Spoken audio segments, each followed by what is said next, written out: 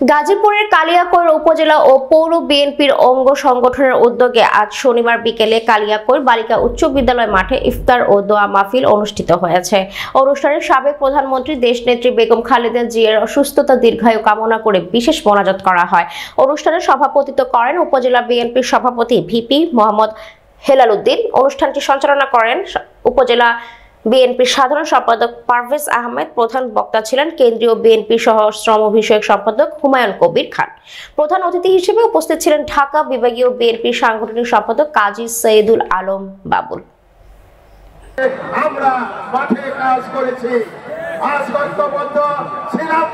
আমার সময় এসেছে বাংলাদেশের বর্তমান সভাপতি সাবেক ভিপি কালিয়াকৈর ডিগ্রি কলেজ ছাত্র প্রেক্ষাপটে নানা রকম রাজনীতি করার সুযোগ করে দাও। শেষ করছি। আল্লাহ হাফেজ। বাংলাদেশ জিন্দাবাদ। সকলকে ধন্যবাদ।